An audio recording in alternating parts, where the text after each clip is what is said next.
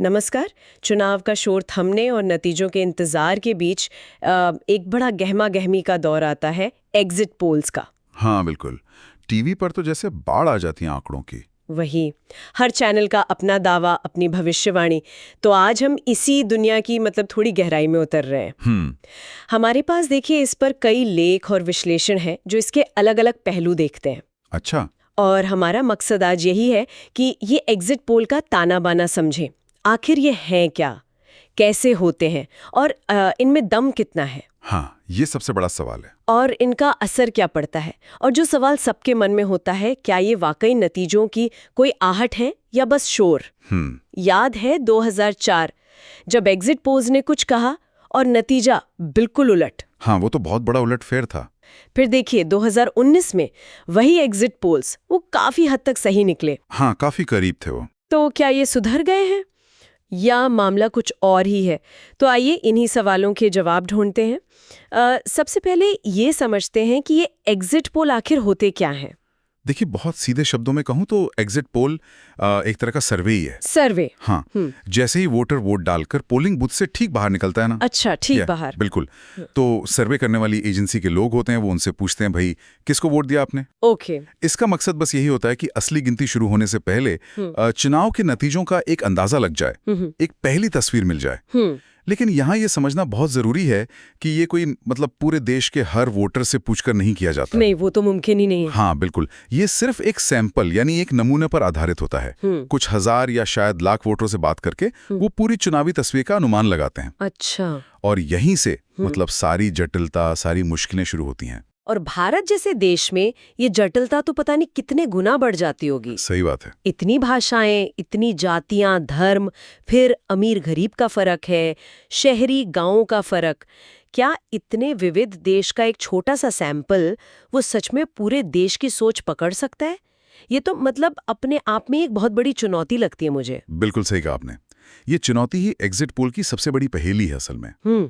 भारत की विविधता सिर्फ आप देखिए ज्योग्राफिया या भाषा ही नहीं है।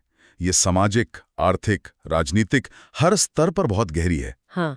आप एक ही राज्य के अंदर देख लीजिए, अलग अलग क्षेत्रों में वोटिंग पैटर्न बिल्कुल अलग हो सकता है। हाँ, होता ही है। शहरी वोटर की सोच, उसकी प्राथमिकताएं ग्रामीण वोटर से काफी अलग हो सकती हैं। हाँ। पुरुषों का, महिलाओं का वोटिंग व्यवहार अलग हो सकता है। फिर जाति और समुदाय के समीकरण तो हैं ही। वो तो बहुत पेचीदा है। ऐसे में एक जिसे कहते हैं प्रतिनिधित्व करने वाला सैंपल या रिप्रेजेंटेटिव सैंपल, वो चुनना बहुत ही मुश्किल काम है। ऐसा सैंपल जिसमें हर तरह के लोग शामिल हों। हाँ बिल्कुल। ऐसा सैंपल जिसमें देश के हर वर्ग, हर क्षेत्र, हर समुदाय के लोग वो लगभग उसी अनुपात में हों जिस अनुपात में वो पूरी आबादी में है। अब एजेंसियां कोशिश तो पूरी करती हैं। वो स्ट्रेटिफाइड रैंडम सैंपलिंग जैसी तकनीकें इस्तेमाल करते हैं। देश को पहले अलग अलग लेवल पे बांटा, राज्य, फिर जिले, फिर शहरी ग्रामीण, फिर पोलिंग बूथ, और फिर हर लेवल से रैंडम तरीके से सैंपल चुनते हैं। सुनने में तो काफी सिस्टमैटिक लगता है ये। हाँ, सिस्टमैटिक है, पर सोचिए जमीन पे करना कितना मुश्किल होगा। हजारों पोलिंग बूथ हैं देश में, उनमें से कुछ 100 बूथ चुनना। हाँ। फिर वहां वोट डालकर निकल रहे हर 5वें या 10वें वोटर से बात करना, और ये भी पक्का करना कि सैंपल में हर तरह के लोग आ जाएं। कहीं पहुंचना मुश्किल होता है, कहीं लोग बात करने से कतराते हैं। हाँ, माहौल भी होता है कई बार। बिल्कुल। कहीं माहौल ठीक नहीं होता तो जरा सी भी चूक हुई और आपका सैंपल गड़बड़ा सकता है। वो फिर पूरे देश का प्रतिनिधित्व नहीं करेगा। और इसी सैंपल के गड़बड़ाने का नतीजा शायद हमने इतिहास में कई बार देखा भी है।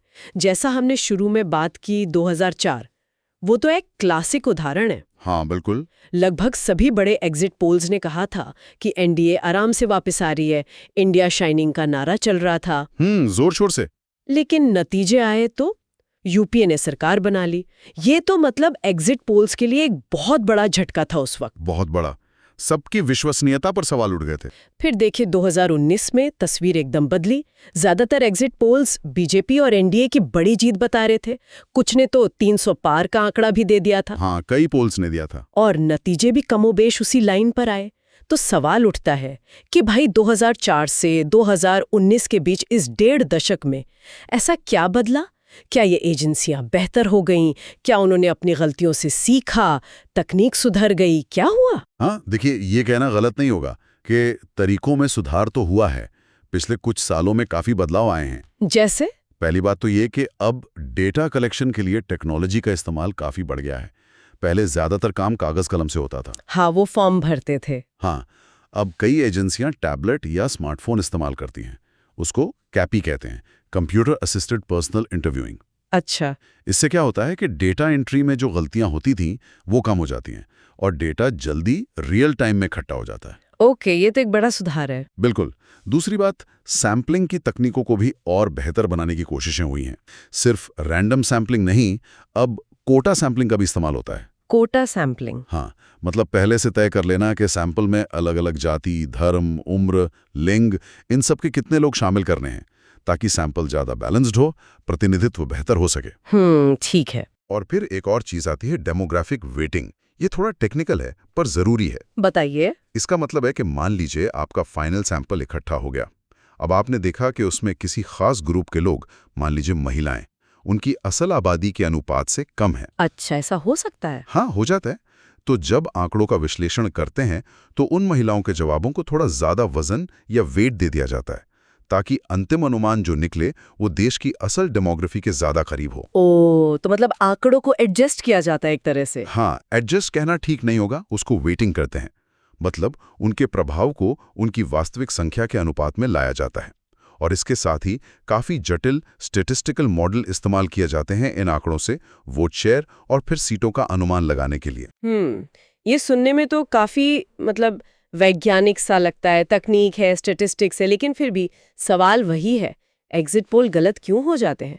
2019 चलो ठीक है, काफी हद तक सही था, लेकिन राज्यों के चुनावों में तो हम अक्सर देखते हैं कि एग्जिट पोल नतीजों से काफी दूर रह जाते हैं। हाँ, राज्यों में ज्यादा होता है ऐसा। तो क्या तकनीक के अलावा भी कोई बड़ा पेच है इसमें? बिल्कुल है, और वो पेच है इंसानी बर्ताव, ह्यूमन फैक्टर।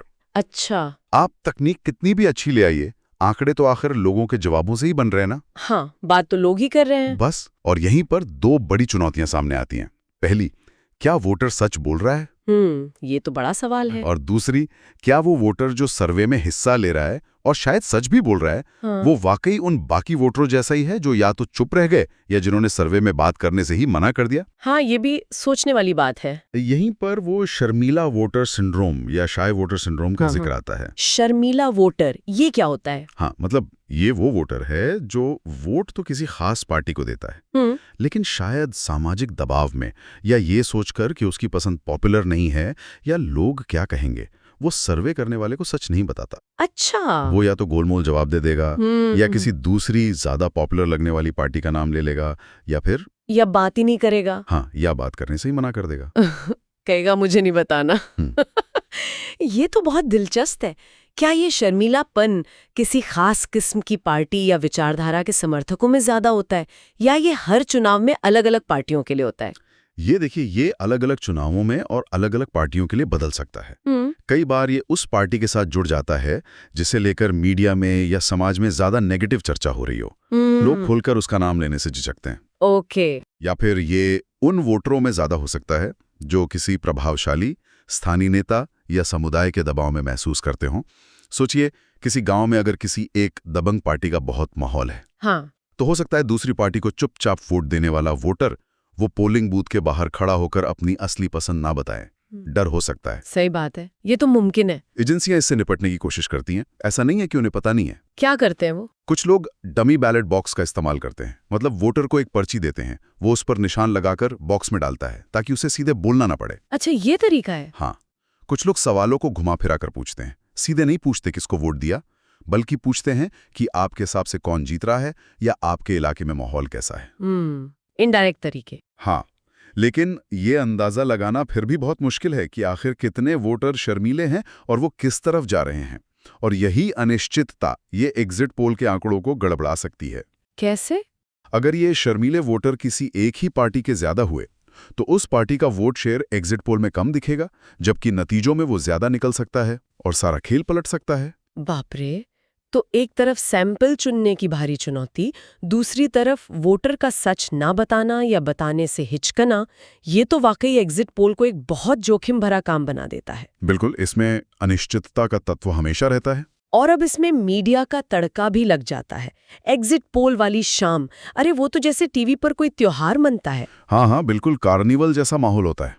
रंगीन ग्राफिक्स, तेज धुन वाला संगीत, एक्सपर्ट्स की फौज बैठी होती है, ब्रेकिंग न्यूज का टिकर चलता रहता है, गर्मा गर्म बहसें। हाँ, और ये एग्जिट पोल कार्निवल जैसा आप कह रही हैं, ये एक और परत जोड़ देता है पूरी कहानी में। मीडिया की भूमिका सिर्फ आंकड़े बताने तक सीमित नहीं रहती। वो उन आंकड़ों को पेश कैसे करता है, उस पर कितना जोर देता है, किस तरह की बहसें करवाता है, उस पर इसका भी अपना असर होता है। सही कहा। कई बार एग्जिट पोल को लगभग ऐसे पेश किया जाता है जैसे भाई यही अंतिम नतीजा है।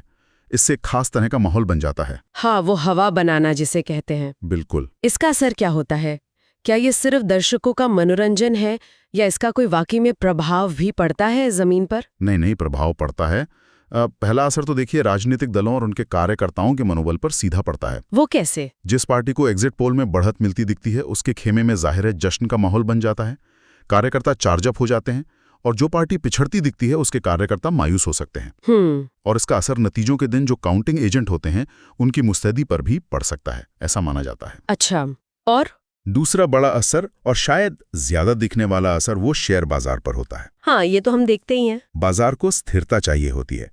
अगर एग्जिट पोल दिखाते हैं कि एक स्थिर और निर्णायक सरकार बन रही है तो बाजार अक्सर उछलता है, पॉजिटिव प्रतिक्रिया देता है। और अगर खंडित जनादेश दिखे तो फिर बाजार में घबराहट दिखती है, गिरावट आ सकती है, क्योंकि अनिश्चितता बढ़ जाती है। ये एग्जिट पोल आने के ठीक अगले कारोबारी दिन साफ नजर आ जाता है।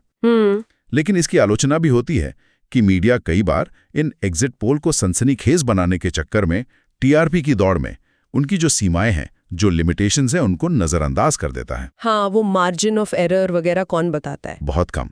संभावित रुझान को निश्चित नतीजे की तरह पेश कर दिया जाता है। हर चैनल अपने पोल को सबसे सटीक बताने की होड़ में लग जाता है। हाँ, महा exit poll, poll of polls, बिल्कुल।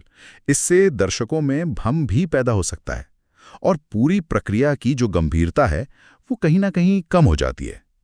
तो ये सवाल उठता है लाजमी तौर पर कि क्या ये सूचना देने से ज्यादा अटकलबाजी और शोर को बढ़ावा दे रहा है? सही बात है। सारा जोर इस पर रहता है कि कौन जीत रहा है, कौन हार रहा है, बजाय इसके कि वोटिंग पैटर्न क्या कह रहा है या किन मुद्दों पर वोट पड़ा है। शायद विश्लेषण कम, भविष्यवाणी ज्यादा हो जाती है। तो फिर इन सब बातों को ध्यान में रखते हुए एक आम नागरिक को, एक वोटर को इन एग्जिट पोल को कैसे देखना चाहिए?